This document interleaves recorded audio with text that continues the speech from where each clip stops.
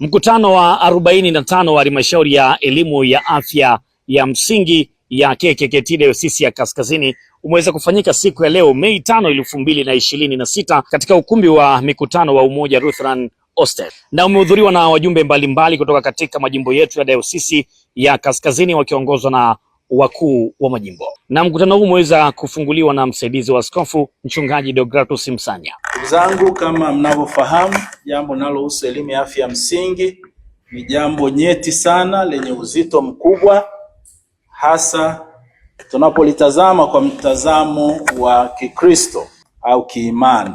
Mara nyingi tunatofautisha mambo ya kiroho na yale ya kimwili, lakini sote tunafahamu ya kwamba Biblia inatuonyesha kuwa Mungu anajali ukamilifu wa mwanadamu, yaani roho, nafsi na mwili, na huwezi kutenganisha kwa sababu roho haiwezi kufanya kazi yenyewe bila mwili. Ndiyo maana neno la Mungu katika waraka wa 3 wa Yohana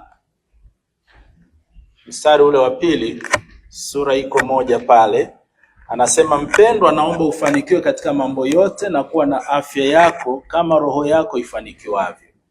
Kwa tunaona uhusiano wa roho na mwili, kwamba vyote ni mapenzi ya Mungu kwamba tufanikiwe.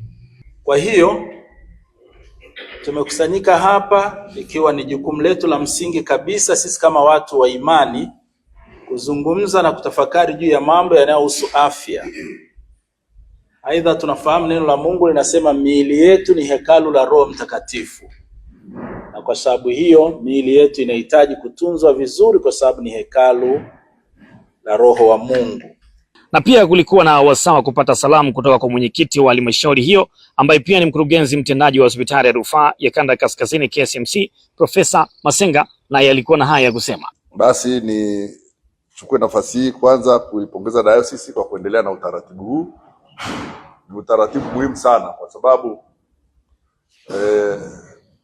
hata mimi nauiwa kuja hapa kwa sababu naona hili jambo tunalofanya ni jambo la msingi sana. Elimu ya afya ya msingi.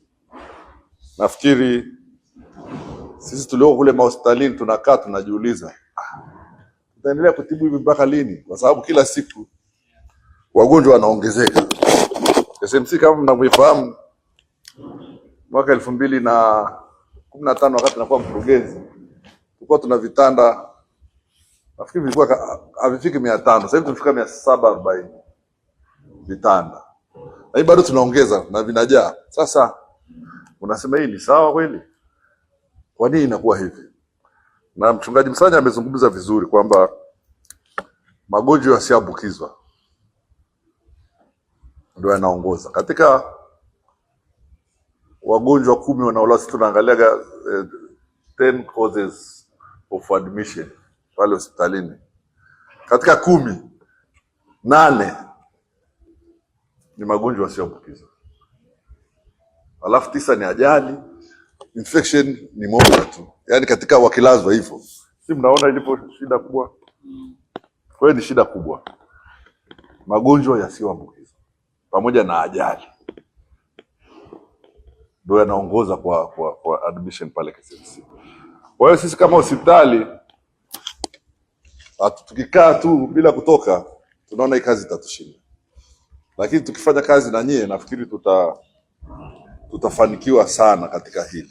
Na lengo na madhumuni ya mkutano huu ni kuweza kutathmini kazi mbalimbali ambazo zimeweza kufanyika mwaka 2025, lakini pia kuweza kupanga mikakati ya mwaka 2026 2027. Na baadhi ya wajumbe ambao wameweza kuhudhuria mkutano huu walikuwa na haya ya kusema. Kwa majina naitwa Mwinjilisti Peter Thomas Mero, ni mjumbe wa kamati ya elimu ya afya ya msingi na ni mwalimu katika jimbo la Kilimanjaro Kati, Dayosisi ya Kaskazini.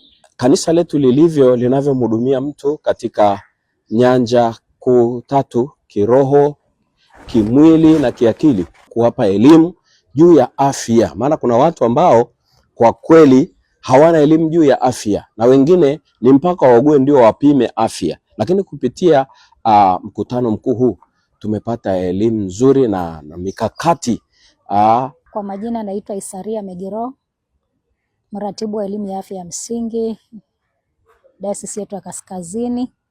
Tumeona mambo mengi yaliyofanyika kupitia waratibu na walimu wetu wa majimbo, zikiwa ni kazi za uelimishaji, uhamasishaji wa kupima afya, mbinu mbalimbali na hasa za kukabiliana na changamoto za kimaisha, mbinu za kujikinga na magonjwa yale hasa yanayoambukiza na yale yasiyoambukiza, hasa yanayoletwa na mabadiliko au tabia ya maisha. Naitwa Dr. Lightness Kahale.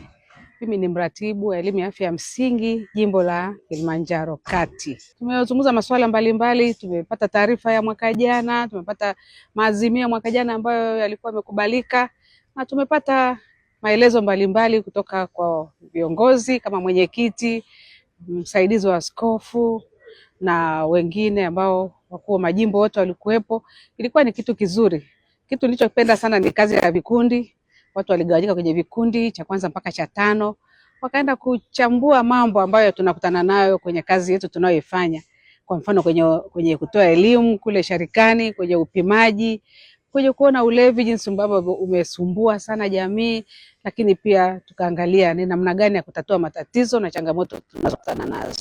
Naam, mimi ni Christian Ale na hii ni Umoja Daima Media.